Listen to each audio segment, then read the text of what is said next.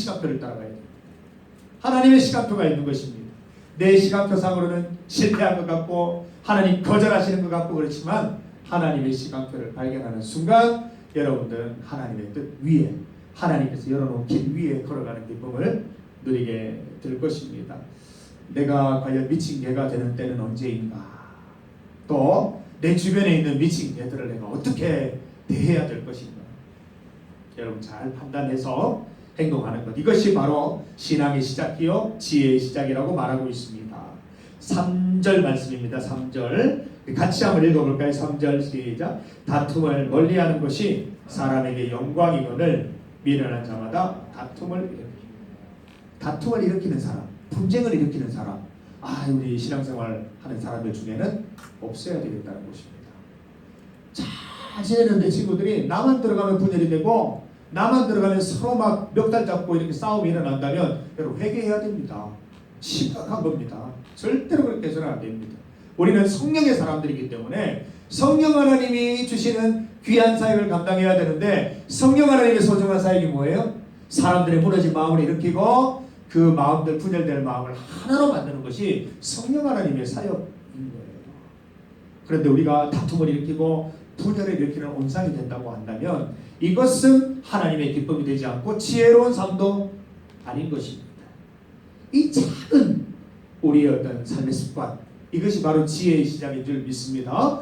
여러분이 가는 곳마다 분열이 끝나고 화합이 이루어지고 화평이 이루어지는 그런 일들이 나타나게 되기를 바랍니다. 우리 4절 말씀 읽어봅시다. 4절입니다. 시작. 게으른 자는 가을에 밭 갈지 아니하나니 그러므로 거둘 때에는 구걸할지라도 얻지 못하리라. 4절 말씀 이런 거죠. 봄에 씨를 뿌리지 않는 게으른 농부는 가을에 수확할 수 없다는 것입니다. 13절 말씀에 보니까 잠을 너무 좋아하면 가난하게 살지만 깨어있으면 먹을 거리가 생긴다 말하고 있습니다. 잠언 6장 6절 말씀에는 아예 직설적으로 얘기를 하고 있죠. 제가 어릴 때 또 젊을 때 잠이 많았어요. 여러분도 그렇겠지만 잠이 많아서 늦잠을 자면 어머니가 꼭 이 말씀으로 저를 깨우셨어요. 6장 6절 말씀. 게으른 자여 개미에게로 가서 그가 하는 것을 보고 지혜를 얻어라. 경아야 개미 봐라. 개미 벌써 일어나서 막 다니고 있다. 지금 먹을 거 찾고 있는 거 안 보이냐. 빨리 일어나라. 이렇게 얘기하신 적이 있었던 것 같습니다. 예수 청년은 기본적으로 게으르면 안 됩니다. 난 원래 천성이 게을러서 습관이 이렇게 좀 게을러서 나는 좀 느긋해서 안 됩니다. 우리 신앙생활의 ABC, 우리 신앙 청년의 가장 기초적인 것 중에 하나가 게으르면 안 된다는 것이에요. 이것은 생활 문제가 아니라 믿음의 문제입니다. 여러분 게으른 것을 생활의 문제다라고 생각하면 안 됩니다. 믿음의 문제인 것입니다. 게으른 사람은 믿음 생활 가운데 하나님 앞에서 온전한 믿음 생활을 할 수가 없어요. 가장 기본적인 자질 중에 하나가 게으르지 않는 겁니다. 성실하고 부지런하고 그런 것이 우리 신앙 청년들의 기본이 되어야 하는 것입니다. 지혜를 얻으라고 말씀하시는데 우리 생활, 부지런한 생활로 만들어가는 것부터 우리의 지혜로운 삶이 시작된다라고 믿습니다. 우리 10절 말씀을 한번 봅시다. 우리 10절을 같이 읽습니다. 시작. 한결같이 않은 저울추와 한결같이 않은 대는 다 여호와께서 미워하시느니라. 이 추에 대한 내용이 나옵니다. 추.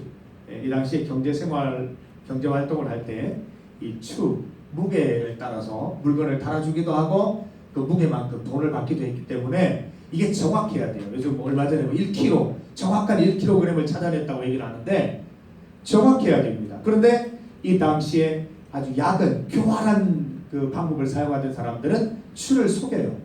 좀 이렇게 작은 추를 올린다든지 좀 가벼운 추를 올린다든지 좀 측량을 잘못해서 물건을 적게 달아준다든지 이런 식으로 해서 남을 사기쳐서 돈을 버는 사람이 있었다는 것입니다. 이런 일들을 하나님께서는 미워하신다는 것이지요.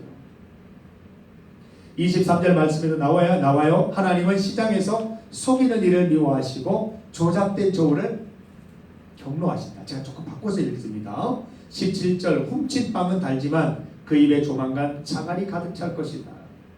하나님은 속이는 것, 또 속여서 훔치는 것을 정말 싫어하십니다. 여러분 삶 속에서 이런 것들을 경계해야 됩니다. 남을 속이는 것 즐거워하면 안 됩니다. 그리고 뭐 내 삶 속에서 친구들 속이는 거 뭐 간단하게 생각하면 안 됩니다. 사실은 그게 쌓여서 나중에 범죄자가 되는 것입니다.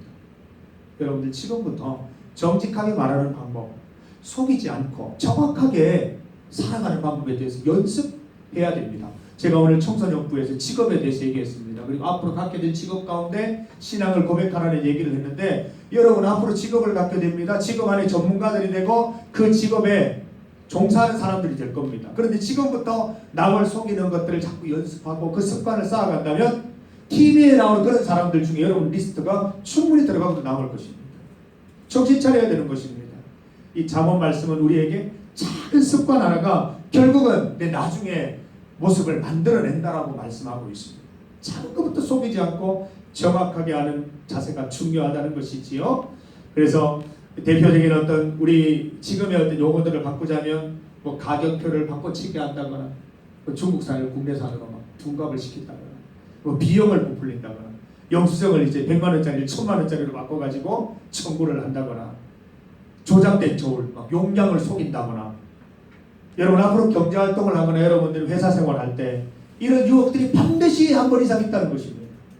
그때 여러분들이 젊을 때부터 청년 때부터 정직하게 살아가는 것들을 쌓아왔다면 그때 과단하게 거절할 수 있습니다. 그렇지 못하면 여러분도 한통속이 되겠죠. 성경은 분명히 얘기합니다. 내가 한통속 되는 것도 죄지은 거다 얘기합니다. 동조한 것도 죄짓는 겁니다. 침묵하는 것도 죄짓는 겁니다. 그래서 우리는 오늘 이 말씀 잘 기억하면서 속이지 않는 것, 정직하게 살아가는 습관이 신앙생활의 가장 중요한 기반이 된다라는 것들을 기억하기 있었으면 합니다. 19절을 한번 읽어봅니다. 19절입니다. 시작. 두루 다니며 한담하는 자는 남의 비밀을 누설하나니 입술을 벌린 자를 사귀지 말지니라. 입술을 벌린 자, 험담, 뒷담하는 사람들입니다. 입술을 벌린 자가 되면 안 됩니다. 또 입술을 벌린 자를 사귀어서도 안 됩니다. 험담하지 말고, 험담하는 자리에 가지 말고 뒷담하는 사람들을 사귀지 말라라는 말씀입니다. 우리에게 입이 있는 이유는 남을 격려하고 세우기 위해서 하나님께서 주시려는 것입니다. 말하는 것을 문제 삼는 것이 아닙니다. 무엇을 말해야 할지 고민하라는 본문입니다. 말을 언제 연습할 수 있겠어요? 지금 해야죠. 여러분이 사용하는 말들을 잘 분석해보고 바꿔가야지요. 이 말이 저 사람에게 어떤 영향을 미칠까? 내 험담이 어떤 결과를 가져올까? 이런 것들을 생각하면서 조금씩 내 말을 건강하게 바꿔가는 연습들을 해야 여러분은 험담하지 않는 사람, 뒷담하지 않는 사람, 하나님의 지혜를 따르는 인생을 살아갈 수 있습니다. 하나님의 일을 하는 사람이 뒷담할 수는 없거든요. 하나님의 일에 신실하다는 사람이 험담이 나는 건 말이 되질 않거든요. 그래서 우리가 지금부터 열심으로 이런 어떤 신앙생활들을 연습해 가야 되겠다는 것입니다. 마지막입니다. 22절 말씀을 같이 읽습니다. 너는 악을 갚겠다 말하지 말고 여호와를 기다리라. 그가 너를 구원하시리라. 22절을 제가 다르게 읽어드립니다. 가만두지 않겠다고 말하지 마라. 하나님을 기다려라. 그분이 갚아주실 것이다. 화가 많고 분노가 많을 시기지요. 하고 싶은 일들은 많은데 마음먹은 대로 되지 않고 가로막는 것이 많습니다. 그런 상황에 또 어떤 사람에게 복수하고 싶은 마음이 있습니다. 정의의 칼을 휘둘러서 심판하고 싶은 마음들이 있습니다. 그런데 이것은 지혜롭지 못한 행위라고 말씀합니다. 지혜로운 건 뭐예요? 하나님의 때를 기다리는 것입니다. 하나님의 심판을 기다리는 것입니다. 하나님께서 해결해 주실 때까지 믿음으로 기다리면서 주님만 바라보고 흔들리지 않고 가던 길 가는 것입니다. 여러분이 복수심이 얼마나 무서운지 몰라요. 하던 거 다 막치고 하던 거 아무것도 못하게 만드는 게 복수심입니다. 받을 일 받을 떨면서 내 일상에 해야 될 것도 못하게 만드는 것이 복수심입니다. 여러분 벗어나기를 바랍니다. 복수심 우리에게 아무런 도움 줄 수 없습니다. 하나님 말씀을 따라서 주님께서 복수해 주실 날을 바라면서 가던 길 가십시오. 그게 하나님의 기쁨이 되는 것입니다. 12절 말씀을 함께 읽어봅니다. 듣는 귀와 보는 눈은 다 여호와께서 지으신 것이니라. 오늘 이 20절 말씀 가운데 있는 내용들은 우리의 어떤 일상적인 내용들입니다. 사실은 신앙의 가장 큰 업적들은 일상에서 나타난다고 봅니다. 여러분이 말 하나 바꿔서 말 하나 변화시키는 거 성공하고 좋은 습관 하나 만들어내고 이게 신앙의 대발견이고 신앙의 대진보라고 봅니다.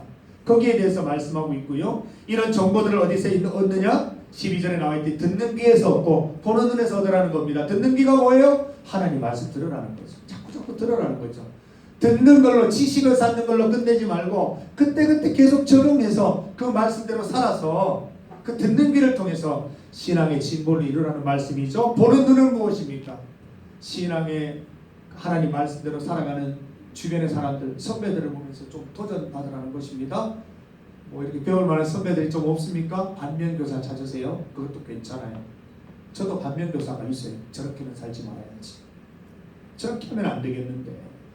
분명해서 좋아요. 저렇게 살면 안 되겠다. 미워하면 그대로 되지만 반면교사 삼으면 반대로 살아갈 수 있으리라고 믿어요. 듣는 귀와 보는 눈, 여호와께서 주셨어요. 우리에게 듣는 귀를 주셨고 보는 눈을 주셨어요. 이런 것들을 통해서 여러분 여러분 스스로를 단련하셔서 하나님 기뻐하시는 지혜, 하나님 기뻐하시는 인생으로 살아가는 우리 청년들 다 되시기를 간절히 소망합니다. 믿음은 가만히 있는 것이 아닙니다. 분주히 움직이는 것입니다. 여러분 움직여서 말과 행실과 습관을 바꿔서 하나님 기뻐하시는 삶으로 거듭나게 되기를 간절히 소망합니다. 함께 기도드리겠습니다. 하나님 우리에게 믿음 주셔서 감사드립니다. 이 믿음을 머릿속에만 간직하는 것이 아니라 내 생각과 말과 행동으로 나타내면서 내 동작으로 내 행위로 내 믿음을 증명해 보이는 삶을 살게 하여 주시옵소서. 반대로 하나님을 믿고는 있지만 내 행실에 변함이 없다면 깊이 회개하고 오늘부터 바뀐 삶을 살아갈 수 있도록 인도하여 주시옵소서. 삶의 작은 습관들, 말, 행동들 바꾸는 것이 바로 신앙생활이니 하나님 우리의 작은 것부터 바뀌게 하셔서 하나님 우리의 나중이 참으로 주님을 기쁘시게 하는 인생으로 살아갈 수 있게 되기를 주님 인도하여 주시기를 간절히 소망합니다. 오늘 주님 앞에서 말씀으로 결심하고 결단하는 모든 우리 청년들 머리 위에 함께 하시고 온전한 순종으로 주의 말씀 따라 살아갈 수 있도록 인도하여 주옵소서. 예수님의 이름으로 기도드립니다. 아멘. 우리 함께 봉헌드립니다. 찬송가 516장 1절입니다.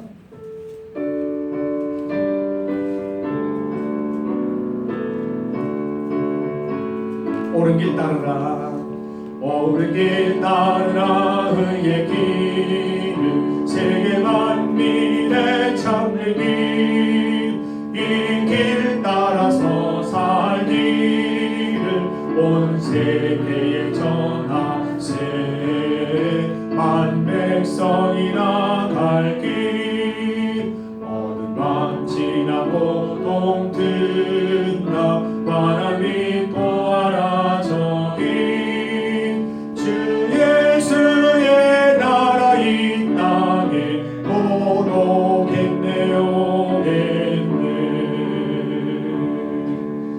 하나님 감사합니다. 이 코로나로 인하여 많이 힘든 상황 속에서도 주님 이끄시고 인도하시고 또 내 기도에 응답하시니 감사를 드립니다. 모든 상황 속에 한결같이 주님 바라보며 하나님께 예물 드리며 주님 기뻐하는 삶을 살아가는 우리 청년들 다 되게 하여 주시고 현실적인 어려움들 믿음으로 잘 이기게 하시며 하나님이 넣어주시는 영혼의 강건함으로 이 세상의 어려움들을 잘 정복하고 하나님의 때를 기다리며 지금까지 살아온 대로 살아가는 그 가운데 주님의 때를 기다리며 그 빛된 삶을 소망하며 살아가는 우리 청년들 다 될 수 있도록 주님 인도하여 주시옵소서. 예물 드리는 모든 손길들 주님 축복하여 주옵소서. 우리 주 예수 그리스도의 은혜와 하나님 아버지의 크신 사랑과 성령님의 함께 하심이 이 자리에 나와서 잠언 말씀으로 하나님께 순종하기로 결심하는 사랑하는 우리 모든 비바 청년부 머리 위에 가정과 또 직장과 학교와 준비하는 것들 위해 이제로부터 영원토록 함께 하시기를 간절히 축원하옵나이다. 아멘. 온전히 주님 바랍니다. 우리 청년들, 비바 청년들 은혜를 보시고 힘도 하시겠습니다. 모든 상황 속에 주님 바라보게 하시고 주로 인하여 새 힘과 태능력이 보는기로 인하여 날마다 살아가는 원동력이 되게 하시고 주님 원하시는 때에 빛을 발하며 주님 기쁘시게 하는 인생 살아갈 수 있도록 도와주옵소서. 예수님의 이름으로 기도드립니다. 아멘.